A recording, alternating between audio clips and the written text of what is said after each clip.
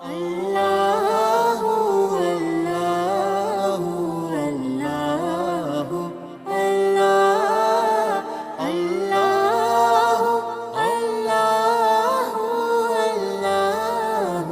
اللہ نحمده ونصلي ونسلم على رسوله الكريم اما بعد فاعوذ بالله من الشیطان الرجیم بسم اللہ الرحمن الرحیم رب اشرح لي صدری ویسر لي امری واحلل عقدۃ من لسانی یفقہوا قولی۔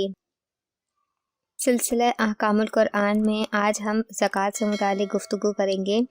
زکوٰۃ کے معنی ہیں کسی چیز کا بڑھنا اور پاکیزہ ہونا، جبکہ اس کی تعریف ہے کہ زکوٰۃ شریعت کی جانب سے مقرر کردہ اس مال کو کہتے ہیں جس سے اپنا نفع ہر طرح سے ختم کرنے کے بعد رضائے الہی کے لیے کسی ایسے مسلمان فقیر کی ملکیت میں دے دیا جائے جو ہاشمی نہ ہو۔ فقیر ہاشمی نہ ہو تو ہاشمی سے مراد بنو ہاشم سے نہ ہو، تو بنی ہاشم سے مراد حضرت علی، حضرت جعفر، حضرت عقیل اور حضرت عباس اور حارث بن عبد المطلب کی اولادیں ہیں، یعنی کہ ان تمام کی جو اولادیں ہیں وہ بنی ہاشم میں شامل ہوں گی۔ زکوٰۃ اسلام کا بنیادی رکن ہے۔ زکوٰۃ کی اہمیت کا اندازہ اس بات سے لگایا جا سکتا ہے کہ قرآن مجید میں زکوٰۃ اور نماز کا ایک ساتھ 32 مرتبہ ذکر آیا ہے۔ زکوٰۃ کی فرضیت کتاب و سنت سے ثابت ہے۔ اللہ تعالیٰ قرآن پاک میں ارشاد فرماتا ہے اور نماز قائم رکھو اور زکوٰۃ دو۔ اس آیت میں نماز اور زکوٰۃ کی فرضیت کا بیان ہے۔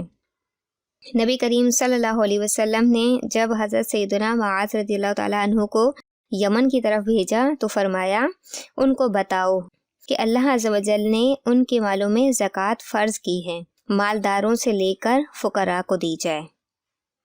زکوٰۃ کے فوائد بھی کچھ سماعت کر لیتے ہیں کہ زکوٰۃ کی ادائیگی رحمت الہی کا سبب بنتی ہے، کہ زکوٰۃ دینے والے پر رحمت الہی کی چھما چھم برسات ہوتی ہے۔ چنانچہ ارشاد باری تعالیٰ ہے اور میری رحمت ہر چیز کو گھیرے ہے تو عنقریب میں نعمتوں کو ان کے لیے لکھ دوں گا جو ڈرتے اور زکوٰۃ دیتے ہیں۔ اسی طرح زکوٰۃ دینے سے مال پاک ہو جاتا ہے، جیسا کہ حضرت سیدنا انس بن مالک رضی اللہ تعالیٰ عنہ سے مروی ہے کہ نبی کریم صلی اللہ علیہ وسلم نے فرمایا اپنے مال کی زکوٰۃ نکال کہ وہ پاک کرنے والی ہے، تجھے پاک کر دے گی۔ زکوٰۃ دینے والا شر سے محفوظ ہو جاتا ہے، جیسا کہ نبی کریم صلی اللہ علیہ وسلم نے فرمایا جس نے اپنے مال کی زکوٰۃ ادا کر دی بے شک اللہ تعالیٰ نے اس سے شر کو دور کر دیا۔